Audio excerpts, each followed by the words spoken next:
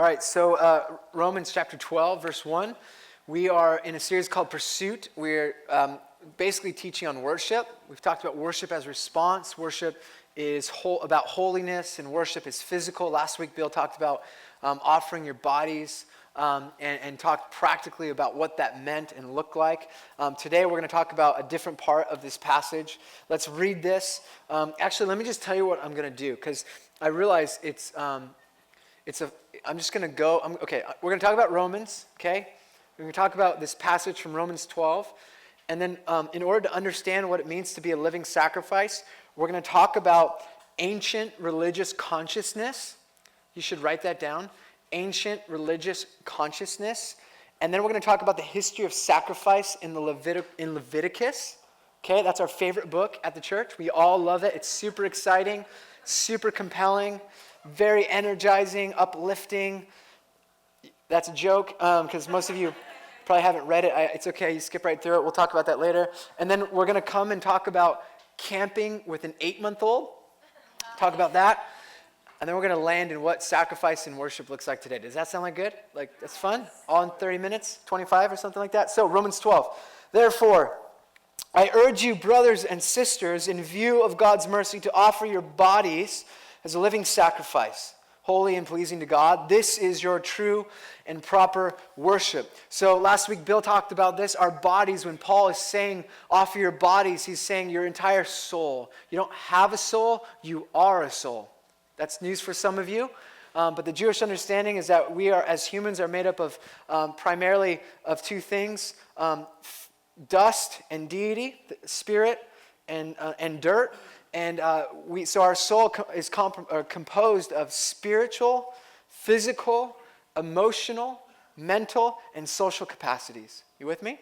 So when Paul says offer your bodies, he's referring to all of that. Of course, your physical bodies, your sexuality, all of those things he's referring to, but also you are, as followers of Jesus, in response to all that God has done for you, in response that you were once sinners, but now you're saints. You were once slaves, but now you're free. You were once orphans, but now you're children or sons and daughters of God. In view of that Christ died on the cross for you and set you free, respond. Live in a way that is a life of worship. That's what Paul's getting at, and that's what we're going to talk about. So it's a response. It's about holiness and pleasing God. It's about offering our entire soul's capacity, our emotions, our mind, our social capacities, our physical and spiritual capacity back to God. But then he says this phrase, living sacrifice.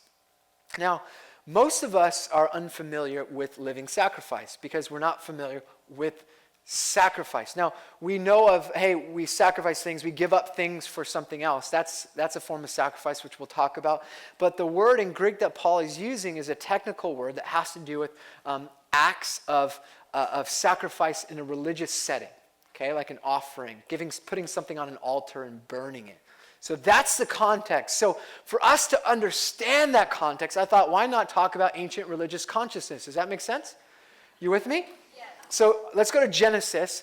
We're going to look at a story that's quite interesting, and we're going to talk about this primitive understanding of powers and gods and goddesses, and what happened in Genesis 22, that will help us understand what Paul is referring to in sacrifice. Okay, you with me? All right, so Genesis 22, it says this. So the story is about Abraham. If you're familiar with the story, if you're unfamiliar, in a nutshell, God calls a guy named Abram, changes his name to Abraham, and says, hey, I'm going to make you a father of this new nation and tribe. Through you, you'll have many descendants. And that's where the birth of the Israelites came out of Abraham. So he was the father. Father Abraham had many sons. Many sons had Father Abraham. I'm one of them. So are you. Are we good with this? Do you know the rest? All right, so here's what it says. Sometime later, God tested Abraham. He said to him, Abraham, here I am, he replied. Clever. Then God said, take your son, your only son whom you love, Isaac, and go to the region of Moriah, sacrifice him there as a burnt offering on a mountain I will show you. Okay, so Abraham was promised a son or a nation of sons, basically. He promised an entire descendants, many descendants. And it wasn't until later in his life that he was given the son Isaac. And now in the story, he is tested by God to sacrifice his son as a burnt offering. Now, this poses all sorts of questions. And I actually talk to a lot of non-Christians that basically ask this question: what kind of God asks a man to sacrifice his son? Isn't that a weird story? Isn't this weird? Does anyone else think that this is strange? Because you should think this is very strange. That God of love would ask Abraham to sacrifice his son as an offering. Now, what I need to tell you is this. This is a story that is revolutionary in its context. This is progressive, redemptive, and absolutely beautiful if we understand the context it was written in. You with me? So let's talk about that for a second. So during the time of Abraham, there was a religious consciousness that basically identified all the powers and forces in the world that you didn't have control over as gods and deities that needed to be appeased and worshipped. So we see this in every ancient civilization. The way society and cultures and civilizations formed is they recognized that there were things like storms, rain, sun, moon, stars, harvest, fertility, disasters, there were all sorts of powers in the world and forces that they didn't have power over. All those things had power over them. And they recognized them and gave them names. And you see this in Egypt. You saw this in the Mesopotamia area. You saw it with the Mayans. You have these ancient civilizations that name these deities and try to navigate life through worshiping these gods. And so what they did is they recognized these as forces and powers in the world. They gave them personalities and names, and they worshiped them through offering sacrifices. So, for example, if you wanted it to rain because you needed a good harvest, and you didn't want it to rain too much because it would wipe out the harvest, but you wanted it to rain the right amount, you would worship the rain god. And how would you do that? Well, you would bring a ram, a goat, maybe some birds, and you would offer it in a sacrifice, an altar to that god. Let's say you wanted the sun to come out and not too hot and scorch the harvest. You would offer some type of ram, lamb, goat, or something to that other god. If you wanted kids, you would worship the fertility god and pray that you would get kids. Now, what would happen is, let's say that it didn't rain. Well, the next year during harvest, you would offer more stuff to appease that distant, demanding, far out there, angry God. Because you never knew in ancient cultures where you stood with those gods. This is the ancient religious consciousness. It was full of anxiety and exhaustion, and you would just go on sacrificing all sorts of goods and animals, things that were most valuable to you, to appease and earn favor with the gods. So the time of Abraham, there was a time when we see all throughout ancient cultures and civilizations that the greatest thing to sacrifice was a human being, and the most valuable thing a father could sacrifice was his son. So in context, there were all sorts of other people, tribes, nations, sacrificing and worshiping other gods and bringing over and over again these offerings to appease the gods. Are you with me? Now, in the story of Abraham, what we see is nothing unusual, that there's this story that is very compelling in the book, but it's revolutionary because what happens in the story, when you read it later on in Genesis, Moses takes his son Isaac, says to his servants, hey, I'm going to go up to the top of the mountain and we're going to worship the Lord, and then we are going to come back down. So in the language of the story, Abraham knows something's up, just so you know. If you reread the story, you see, he says, we're going to come back down. And what happens in the story? God provides the sacrifice.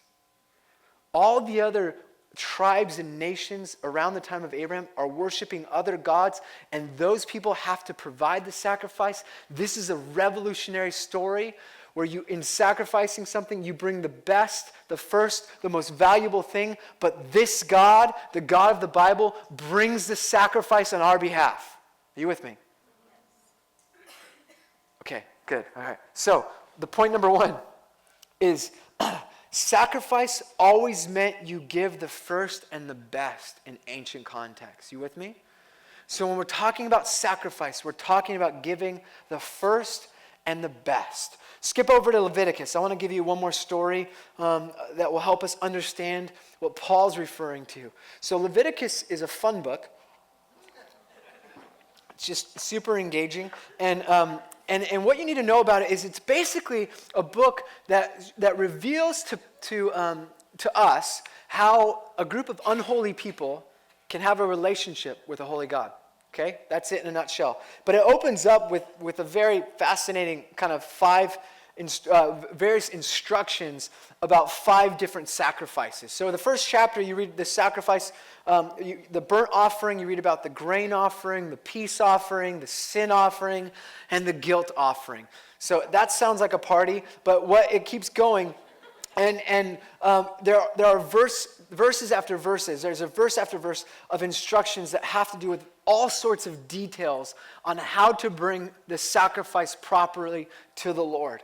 And so when you read Leviticus, we often just skip over it. But what you need to see is something so revolutionary that in the details of Leviticus, which include things like, what do you do with the fat of the animal you sacrifice? Like, we all need to know that. What do you do with the loins of the animal that you sacrifice? Or the long liver that you pulled out of that sacrifice animal? What do you do with those? So there's all sorts of instructions about what to do with the various parts of the animals that you sacrifice. And then there's lots of blood. I mean, you read it, and there's so much blood. It's like details on what to do with the blood of the animal and what it represents. But what you need to know is that it's revolutionary because all the other gods in the time of Leviticus were detached, distant, demanding, constantly needing to be appeased in other religions, and you never knew where you stood with the gods. But in Leviticus, the people of Israel knew exactly where they stood with God. The sacrifice gave them ways to maintain fellowship and relationship with a holy God. Are you with me? I want to just point this out, and maybe it only makes sense to me, but check this out. It's really beautiful to see that all this aligns. The narrative of the Old Testament to the New Testament aligns and makes sense through Jesus. And it says this in verse 2 of chapter 1. I hope you're there in Leviticus. That way you can maybe underline one verse that you've read through the book of Leviticus, or highlight on your screen. And then you can tweet it because it will make sense for you. Verse 2, speak to the Israelites and say to them, when anyone among you brings, circle, an offering to the Lord, circle Lord and offering, bring as your offering an animal from either the herd or the flock. Now, we often just skip over this and just kind of get into the stories and the bits and pieces of the offering, the skin and the fat and all the stuff. But what's fascinating about Leviticus is this. First of all, it says the word Lord, and it's capital L, capital O, capital R, capital D, and that's Yahweh. And what the writer of Leviticus is doing is tying the name of the Lord, which is about intimacy with God, and also what the Lord just did in Exodus, which is this. We worship a God who brings liberation and freedom to people that are enslaved. That's what Yahweh is about. The nation of Israel was just liberated from slavery. And so when we bring an offering to the Lord, we're talking about a God that we know is about liberation and freedom. That's one thing, because we have his name. Are you with me? The second redemptive thing and revolutionary word is offering. It's the Hebrew word korban, which means to draw near. All the other gods are distant and out there and uninterested. But apparently, in Leviticus, a book about sacrifices and rituals, it's talking about the people of God drawing near to God in worship. How great is that? That sacrifice is about drawing near to God. Sacrifice is about drawing near to God. So, it's revolutionary because it's about being close to God and knowing where you stand with God. And the offerings in Leviticus served as God's gracious provision for how one can regain and maintain fellowship with God. So what if you suddenly realize that you did something wrong several days ago? How do you make right with God? Well, there was an offering for that, right? Or let's say you did something unintentional and you ended up harming somebody in your life. Well, there was an offering for that as well. Let's just say that you just realized that you had all sorts of anxiety about something you did long time ago, and it just was bubbled up. Well, there was an offering for that. Literally in the book of Leviticus, a book about holiness, it's recognizing that you're going to screw up, you're going to mess up, but there are ways to maintain relationship with God. That's what Leviticus is about in a nutshell. You're with me? Now you can go back and preach Leviticus to all your coworkers. So, I want to just go one step further and get really detailed about sacrifice, okay? So just so we know what Paul's referring to. Here's what happened in Leviticus and ancient context when you'd bring an offering to God to sacrifice. The worshiper would bring an animal into the tabernacle or to the temple court, and he would be standing in line, waiting in line to get to the priest. And when he got to the priest, he would place his hand on the animal, on the head of the animal, and thereby identifying with the animal, he would then confess his sin or explain the need for the sacrifice to the priest and the reason for the offering. Then the worshiper would kill the animal. Okay, the worshiper would kill the animal and cut it up and give it to the priest, and the priest would take that animal and burn it on a bronze altar. Okay, this is what was going on in the Old Testament. Now, some of the sacrifices, burnt offerings, involved the entire animal being burned on the altar. In other cases, it was bits and pieces of the animal. Sometimes the priest would take the meat from the animal and they would save it for the priesthood and eat it. Sometimes you would offer some of the animal and then you would take the choice meat and have a meal shared with your family. This is all in the Leviticus story, okay? But in every case, the worshiper killed the animal from his own flock with his own hands, okay? From his own flock with his own hands. These sacrifices express in a vivid and tangible way the cost of sin and the worshiper's responsibility. The animal represented the worshiper, dying that the worshiper might live. As the worshiper killed the animal, he recalled the sin that would cause this animal's own death, recognizing that it would have caused the worshiper's death had God not provide a way out. Are you with me? This is what the sacrificial system looked like. We're talking about bloody, messy, costly worship. And this is what worship looked like in the Old Testament. And this is the language Paul is bringing to mind, the imagery of an animal being sacrificed and placed on the altar, dead before the Lord, where you were supposed to be dead, but God gave you a way out. Does that make sense? It's kind of like camping with an 8-month-old. And so I want to just bring it home. So I thought the only way to really talk about this is to just demonstrate this. So some of you don't have kids, and I appreciate that, and that's fine. But I'm going to teach you some new things. So when my son was 8 months old, we had this great idea. Let's take a family vacation. And let's do this.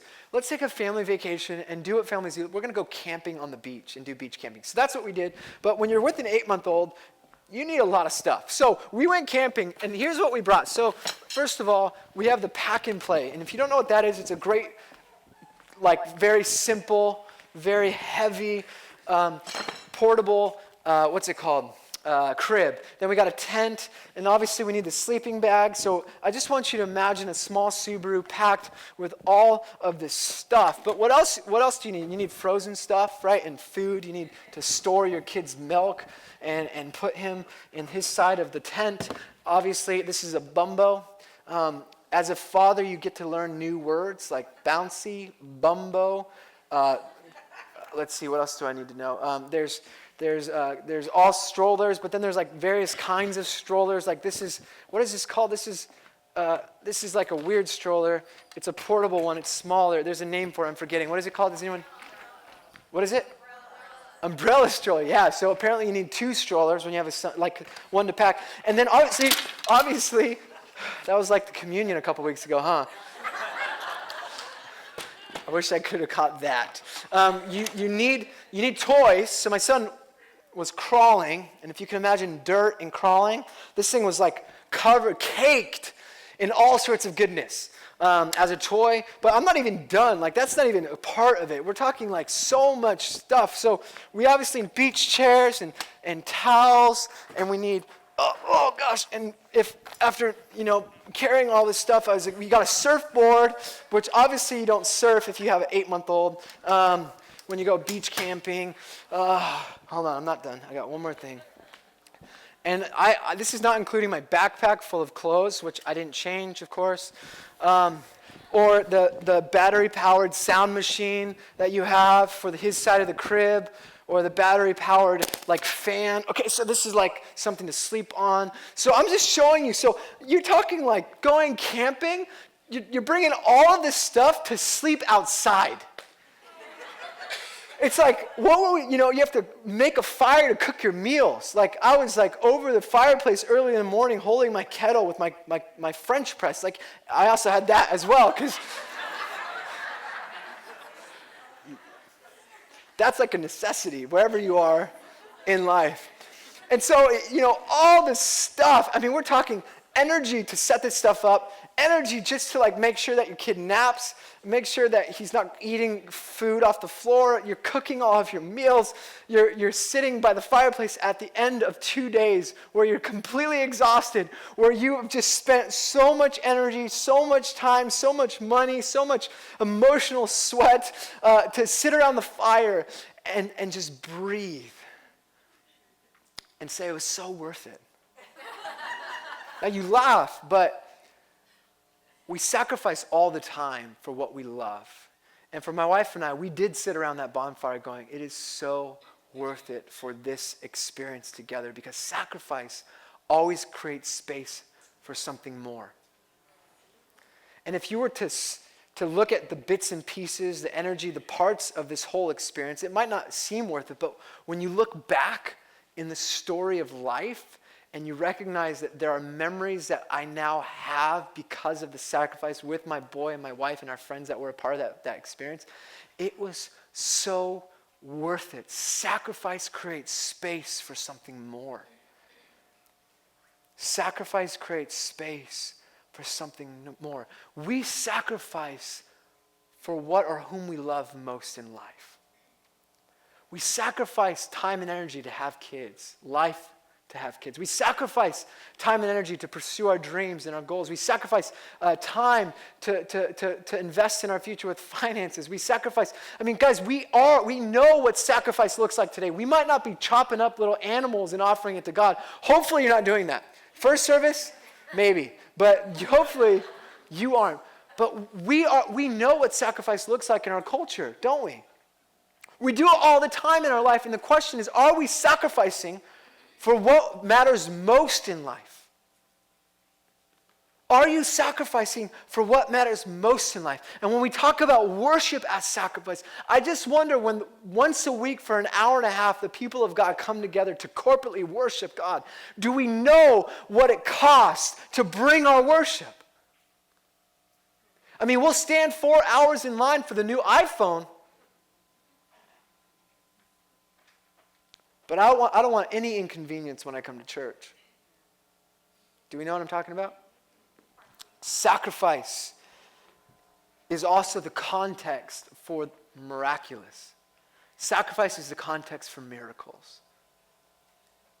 If you want to see miraculous things in your life, look at ways that you create space for those miracles in your life. Sacrifice is always the context for the miraculous. So when I look at camping and when I look at the sacrificial system and this ancient primitive view of gods and deities and appeasing the angry gods, I also think of what modern definition of sacrifice is. It says, an act of giving up something valued for the sake of something else, regarded as more important or worthy. Worship is the act of giving up something that's valuable to us for something that's more important and valuable. Worship as sacrifice. A couple of thoughts. Worship as sacrifice. If you look at the Old Testament, what you recognize is that when you worshiped, you never came empty-handed. you never come empty-handed to worship. You literally would stand in line with the little goat that you raised or whatever on your way, waiting to worship God. You never come empty-handed. When I was in India, we were in a village church in a village that was full of untouchables, the lowest caste system they have. They make less than $1 a day. It was huts, no plumbing. I mean, it was just, there was a well for water, and that was about it. And the church was just this tiny room, 120 people squished together, as hot as can be, 120 or something degrees with a fan. They worshiped for like 2.5 hours on the floor, on their knees, singing songs. And they didn't have great music. It was horrible music. I mean, the guy that was leading worship was also the preacher. That would be as bad as me leading worship and preaching. It was just weird. But they worshiped their hearts out. But the thing I won't forget is, one, they were on their knees when they worshiped. They extended their hands. There were tears when they received communion because they recognized what God did. But they went around with this long stick that looked like a lacrosse stick, and this bag on the end, and they went row down by row, and I was like, what is that? It's like, is he going to hit the people with that? I don't know what that is. And they're like, oh, it's the offering, and he goes down every person, and every person puts something in. Every person, and if you watch what they put in, I mean, they're putting in bags of lentils or rice. They're bringing maybe bottles from Sprite or Coca-Cola bottles, not even filled. They're putting that in and giving that for money.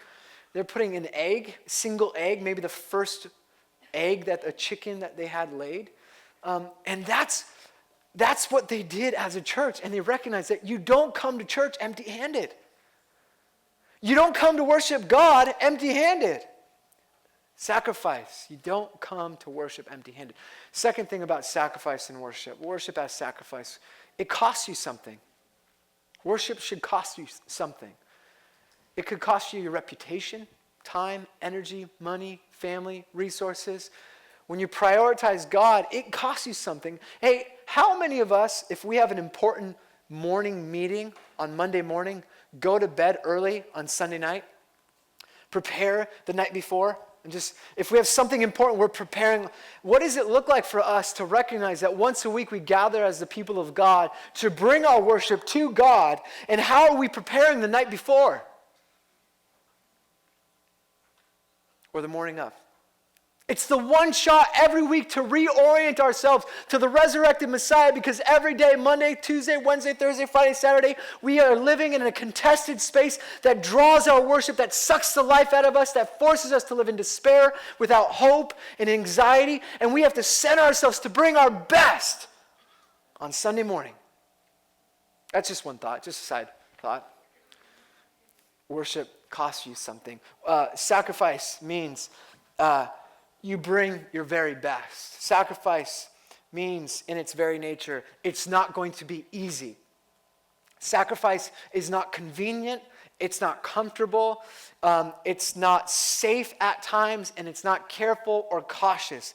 Sacrifice is a way of worshiping that costs you everything, that brings the very best, and it means you don't come empty-handed. And sacrifice always creates space to receive more. Are you with me?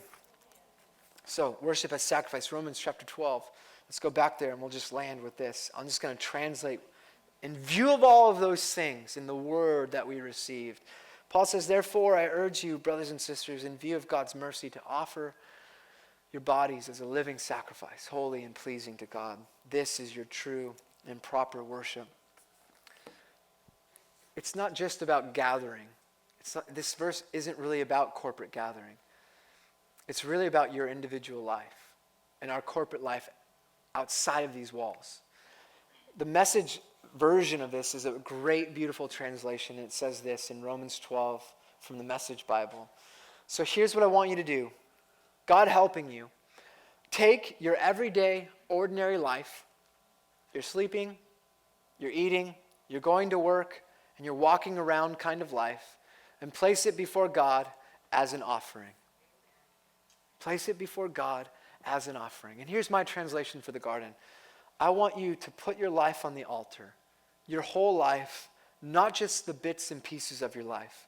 I want you to put your marriage, your friends, your family, your job, your dreams, your finances, your resources, your food you eat, the money, the words you use, the clothes you buy, the hobbies you have, the cars, the homes, and all the stuff, your sexuality, your identity, your kids, your parents, your weekends, your weekdays, and your entire life, and put it before the altar before God. I want you to live all of those things out in a way that pleases the Father, in a way that honors the Father, in a way that brings joy to God in your everyday life. This is the only kind of worship that makes sense in view of all that Jesus has done for you. Romans 12, through my own translation. Amen? So in view that you're no longer slaves, but you're saints, free, you're no longer sinners, but saints, you're no longer orphans, but sons and daughters, I invite you to worship sacrificially. Sacrificially worship. Bring your very best. Bring what matters most. Bring what's most valuable to you and lay it before God so that you can create space for more. Amen?